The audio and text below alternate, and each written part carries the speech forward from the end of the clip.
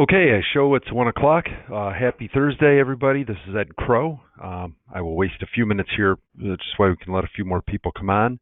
But today we're going to talk about kind of popular topic, Medicare retail locations and kiosks. We have a lot of experience with this. We have agents and agencies that have been doing all types of retail and kiosk venues for years, so we're going to go over that today. A couple quick things is we do these webinars every Wednesday and Thursday. We do record them, so if you want to watch a future webinar, we do send the emails out, so if you're not getting them, I imagine you are if you're on the webinar, but if you're not getting them, call us, and we can get you on the email distribution. But we do them every Wednesday and Thursday, usually 1 o'clock, variety of topics. I'm really excited about our topic next week. We have both the Aflac and Allstate MedSup plans ready to contract agents with, so we're going to have those very good rates. Especially, we haven't seen the Aflac yet, but the Allstate rates are really good. So best rates in a lot of states. Anyway, we're going to do a webinar on that next Wednesday at 1, so feel free to join that if you'd like. But anyway, if you want to watch a future webinar and can't make it, just register. Everyone that registers will get a recording of the webinar.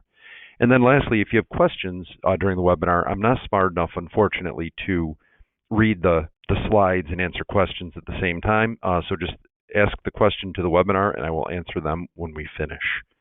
All right, so for today, topics. We'll talk about getting into a kiosk or retail location. That depends on where you're trying to go, but we'll talk about that.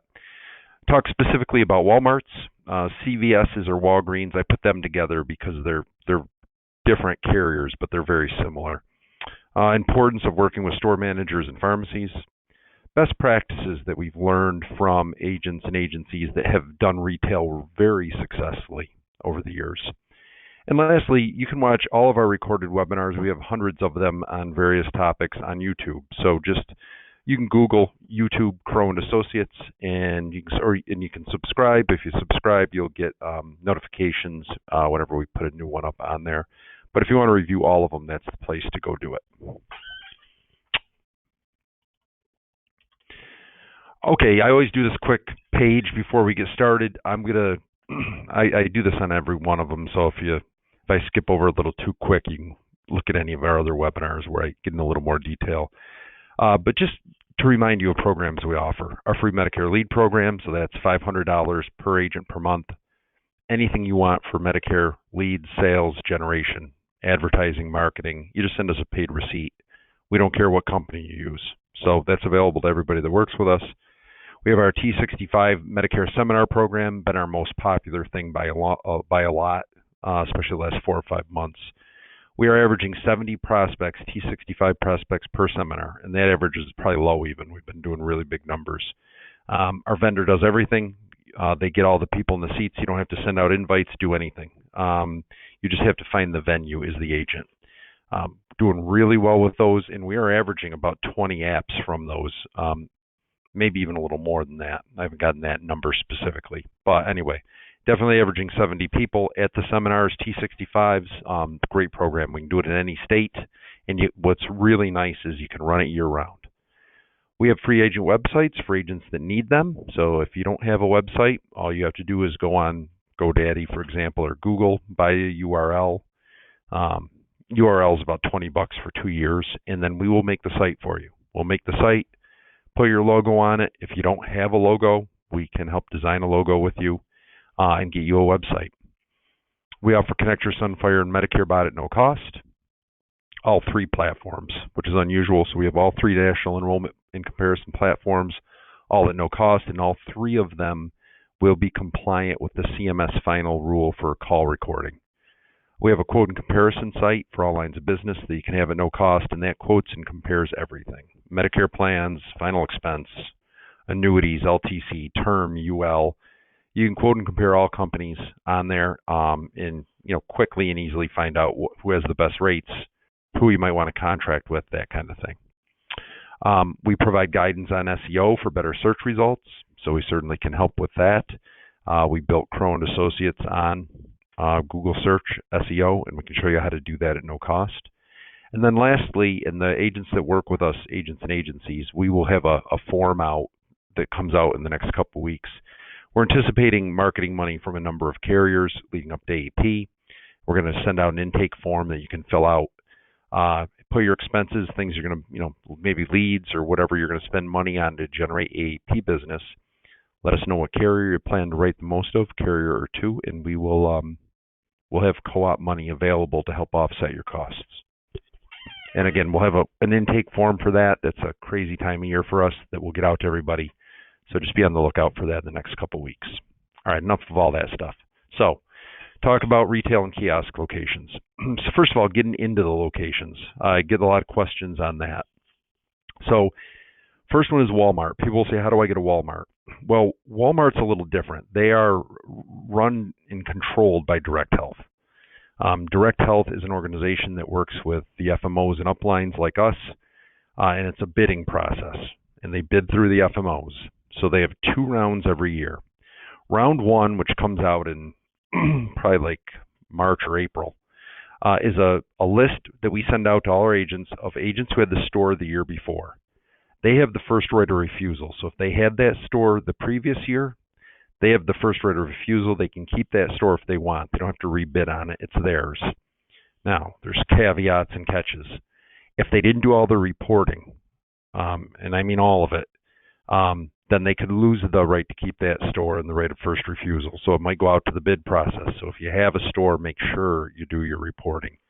And then sometimes we've found that Walmart, obviously, they are getting into agent distribution now on an LOA kind of platform where they own the book and pay the agents below street. But Walmart now, they have a tendency to look for reasons. If it's a really popular store, they're trying to take those back in-house. So if you haven't done your reporting, if you give them any reason, and it's a really popular store, like there's a couple stores at the Villages in Florida, for example, they'll take that store away. And to keep your store every year, Walmart charges $1,500 through Direct Health. That's the cost. We don't get any of that money. That's just what they charge. And we do have a program to help offset that cost. You can use our lead program towards that. And a lot of times we do another co-op towards that to help you with the cost of the store. So round 2 is bidding on new stores. So that's for people that didn't have a store the year before. We send out a list of available stores in round 2 that came out in like June this year. And that list, and it changes, it grows as the year progresses, so we'll send it out multiple times. It has a list of all available locations. You can send us your top 3, and then we send it into bid and hope you get one of them. So that's for somebody who doesn't have a Walmart. You can call us if you want, if you missed our emails, and say, hey, I live in this area. What available stores are over here? Pick your top 3, and we can send them into you. Some areas are very competitive, some are not. And again, for new people who came on, if you have questions, send them into the webinar. I will attempt to answer them for you at the end, and we do record all webinars and send it to everybody that registered.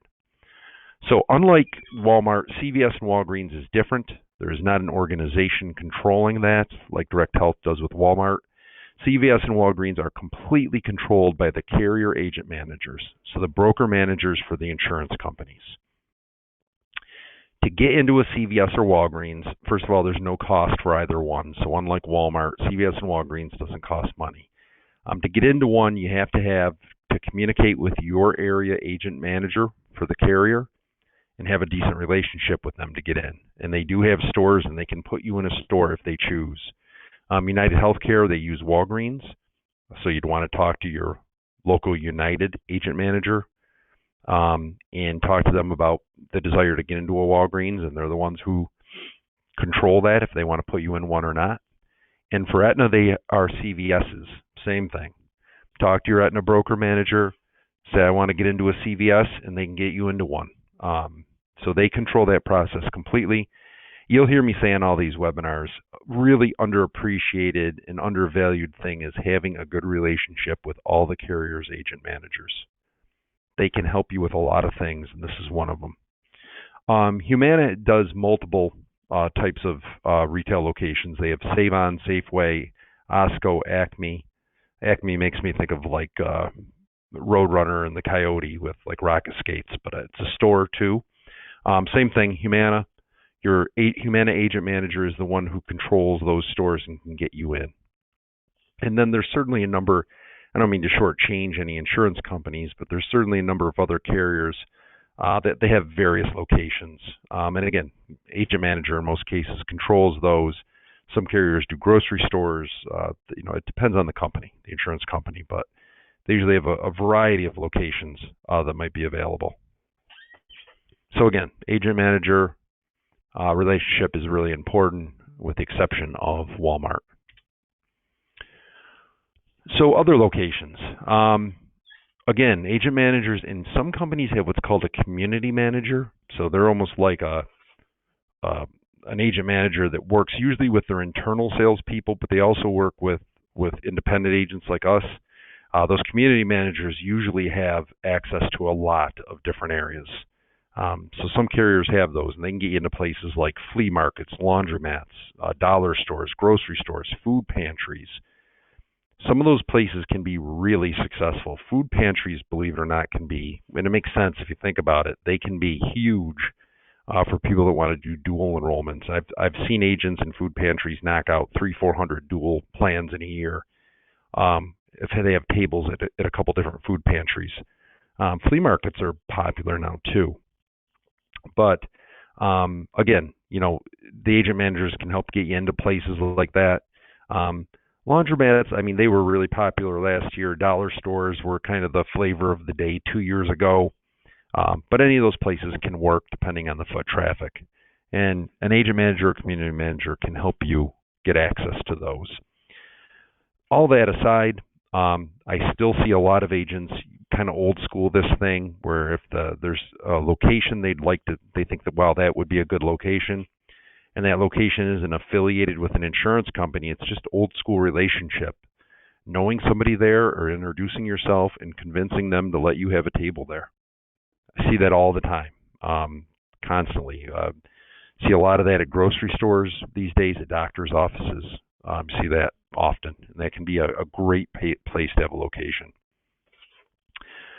So sometimes people in that situation will say, well, if I'm going to a location, I'm just basically asking them to let me be there. What do they get out of it? Well, they can get a fair amount out of it, actually. You got to sell them on it. One thing is, if you're good at retail, you're going to buy giveaways. You're going to have great giveaways at your table, interesting ones, and if possible, you want to buy them at the store that you're in, the retail location you're in. Let the manager know that you're going to buy giveaways from the store and put them on the table, depending on what kind of location it is. But I've seen people in laundromats, it's more expensive, but they buy all the I don't know my laundromat lingo, but all the detergent and stuff like that at the laundromat. So, or dollar stores, for example, or Walmarts too, for that example. So buy the giveaways at the store. The retail location will also have the carrier and or the agent advertising. So it's free advertising for them. So that can be a benefit to them. And then lastly, you get a lot of dual plans that have food or grocery cards. And if you're Walmart, Target, a grocery store, a lot of times if you can use a dual plan where that card can actually be used at the store, that's something you can promote at your table. First of all, $50 a month grocery card can be used here, and it benefits the store as well. So there is some value you can offer to those stores to try to get in if it's not affiliated with a carrier.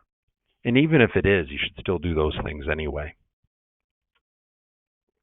Okay, so store managers and pharmacies. I think I've seen a poor relationship with the store manager is probably the number one thing that can blow up a location. It's really the key to making the location work is being on good terms with the store manager, with him or her, and also being on good terms and make sure the pharmacy knows you and you have a relationship with them. Reason you want to be on good terms with the store manager is because, quite frankly, if you're not, they can make your life miserable and they can make the location impossible. Store managers can control everything, even with programs that are dictated and controlled, like Walmart. If you fight or don't get along with the store manager, they can ignore rules and they can make it so you're backed by men's underwear, where you're not going to see anybody at your table. So good relationship with the store manager, they can have you in a great location. You can be where there's a lot of foot traffic, maybe by the checkout counters, by the door, by the pharmacy. Obviously not too close to the pharmacy, but pretty close. Or they can make it miserable for you. Make sure to help with this. You buy your giveaways at the store, as I mentioned before. And I see a lot of agents that, for years have done well at retail locations. They'll have things like pizza parties for employees or something like that. And that'll put them in better standing with the manager, with the employees. And also they tend to write a lot of the employees and their family members. Pharmacy is big. If you let the pharmacy, if you're at a location with a pharmacy, you let them know you're up to date with all the drug help programs. So if you're up to date with all the drug help programs, that is going to give them confidence in you. So if you think about it, at the pharmacy, they get customers all day long complaining about how much a prescription costs. Maybe they're on a Part D plan, an Advantage plan. Maybe you can show them a drug savings program. Maybe they're eligible for LIS of some type. But the pharmacy, knowing that you're capable, you can shop drug plans for them. You can show them discount programs. You can get them drug help if they qualify. If they know that, they're going to refer a lot of people to you. So that's really, really important. And you want to make sure the pharmacy knows your hours, specifically that you're going to be there, and make sure you're there. And you want to make sure they have your card. And you got to, get a relationship with them and make sure that they know that you're competent and you can help their customers out. If you can do that, pharmacies can be a big referral source for you while you're at the store. I do see we're getting some questions, and don't worry, I will answer them for you at the end. So best practices, and I take this from, we have agents and agencies that have, for years, done very well at retail locations. I have agents at Walmart's that sell over 100 plans a year at Walmart's. So best practices that I've taken from them and learned from them is have consistent hours and days. You really should have consistent hours and days and make sure you're there for those times and that you're there consistently. Be reliable and attentive. That sounds obvious, but you'd be shocked how many times I go into a store or look, because I'm kind of doing Medicare all my life, so I'm that loser who goes into a Walmart or a store and notices if there's a retail person there, and if so, are they paying attention? And a lot of times their face is buried in their phone or they're on their laptop, and they really don't look very approachable. Set hours on days with the highest traffic. You won't know that initially, but maybe your first couple weeks, I suggest that you go in a lot and try to figure out when there's the most foot traffic in that store, and then you can adjust your hours accordingly. Again, for the third time, buy your giveaways at the store. Buy giveaways that are useful. Food bank is the best example of this. I have agents at food banks that do, food pantries basically, that do super well there. And one of the things I noticed is they talk to the people running the food pantries and say, I want to do giveaways at my table. What are the things that the people who come here would find most useful? That's a great way to get on good terms with them, and it brings more people to your table.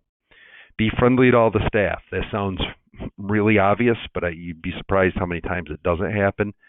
You got to go in there and you got to be friendly, even if they aren't. You got to put the time in at your location. I always found, I did retail when I was starting in the business, and I found it really tough because you'd have a lot of downtime, a lot of time when you just felt like you're wasting time. But if you put the time in and you have decent foot traffic at your store, it will work, but you got to put in that time. Do your reporting, especially when it comes to Walmart. You got to make sure you do your reporting, or if they want to get you out of that store, they can, because you're not doing your reporting. You can we're allowable promote any extra benefits, such as I mentioned, food cards that can be used at the store is a big one. Anything extra you can bring to your table will bring people to the table. I think we give people too much credit sometimes. If you think about it, you're at a table, you got something really interesting. People will walk over and inquire, and that's what you want, really what you want. Get a good location at your store if possible. Obviously, if you're in the back of the store, it's not going to help. You want to be somewhere where you're going to get good traffic. See if the carrier will promote the location. That is doable. I see a lot of agents work with their broker manager to get the carrier to promote where they'll be at that location and help drive traffic. And then lastly, like I said earlier, anything at the table that attracts people is important. It's helpful. You might think, well, what does it matter? It makes a huge difference. I put the robotic cat as an example. I went to a meeting and somebody I was with pulled out this robotic cat that's used for seniors. It's actually a WellCare benefit. And this was a meeting of not consumers. It was a meeting of uplines and agents and vendors. And they brought this really creepy looking moving robotic cat that's used for seniors. It's like a companion pet, robotic companion pet. And I thought to myself, this looks crazy. But I will tell you, throughout the course of the day, you'd be shocked how many people came over to our table just to notice to talk about or ask about the robotic cat. Sometimes to say nice things about it, sometimes to say it creeped them out, whatever. But they were at the table then talking to us. Things like popcorn machines. COVID cut into that, obviously, but that was a popular thing. Card laminators. I had agents do Joe Namath cutouts at their table. So anything unusual that brings people to the table is important, and I can't stress that enough. So most important things at a location, you got to have foot traffic. But really what we tend to think, and me too, is I'll think the location is the key. It's the agent. The reason I say that is I've seen a lot of examples. I have agents and agencies that are really good with retail. They go above and beyond, take all the steps, and these are the ones I mentioned. They'll do over 100 plans a year at a retail location. So I've had examples where I've had an agent at a Walmart. This has happened multiple times where they said, "Oh, this Walmart sucks. I did 2 enrollments at that Walmart. I don't want it again next year." And I've had those agencies that are good at it take it, and they put an agent in there, and that agent's practicing all their best practices, and that agent does 80 plans in there that year. So the difference wasn't the store, it was the agent in the store. The food pantry example is a great one. I had 2 agents come to me and say they'd volunteered at food pantries. They had an idea of setting up tables there because they had good relationships. I kind of blew it off, not thinking it was going to work all that well. Well, between the 2 of them, this was 2 or 3 years ago, I forget now, but between the 2 of them, they wrote almost 600 dual plans that year. And they had 4 food pantries they had tables at, and they were at those 5 days a week. And like I said, about 600 dual plans from that year. Getting into places that don't have a carrier relationship can be really important, and the biggest one I see are agents and agencies that create relationships with doctors' offices, and they get tables in there. And when they do that, they usually do really well. That's not easy, but I certainly see people do it. I know an agency where that's pretty much their main marketing method is they have relationships with about 10 different doctors' offices, and they have agents in there pretty much constantly. Works really well for them. That's what I got today. I appreciate you joining me. I hope that helped a little bit. Again, we'll send the recording out. I'm going to check for questions. It says webinar tomorrow on retail locations and kiosks. That's a typo on my part. Sorry about that. Actually, our next webinar is next Wednesday, where we're going to talk about the new Aflac and the new Allstate MedSup plans that we are onboarding agents for. Aflac's not out with the rates yet. Allstate is, and they have really good rates. But let's see if we have any questions.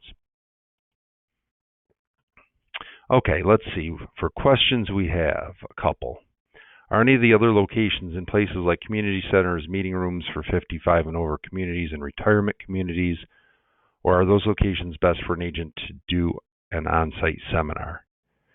That's a good question. I think, in my opinion, those are best for an on-site seminar. So I think you answered the question. I think a seminar is better there, especially if you can get that location to promote it for you. I think that's a tough place to probably sit. You could do a combination of seminars and then, mention in the seminars when you'll be there and hold consistent hours. But doing a seminar there is probably better, especially if they'll promote it for you and put people in the seats. Next question. Have any of your agents successfully utilized the GlickRx program to show credibility? Yes, is the answer to that. We do have agents that have successfully utilized Glick to save people money. And if you're wondering why do they use Glick, well, Glick pays us as agents for offering a discount program. It's very similar to GoodRx. The other difference is you really can't safely refer GoodRx now to people. For those who don't know, GoodRx did a deal with GoHealth. They built permission to call into GoodRx, so basically anybody that uses GoodRx Go Health has permission to call them and will call them. They have access to Marks. They can go in Marks, see what they have for a Medicare Advantage plan, and they can switch them. So if you refer your clients to GoodRx, know that's going to get their phone ringing. I use GoodRx. For some reason, they must think I'm 65. I'm not. But they call me incessantly now because back in the day I used GoodRx. So just something to be aware of. Good questions. Good questions. Doesn't look like we have anything else, so I guess that's it for the day. Hope to see you guys on the webinar on Wednesday next week, and I hope you have a great weekend, and we will send this recording out. Thanks, and have a wonderful day. Bye.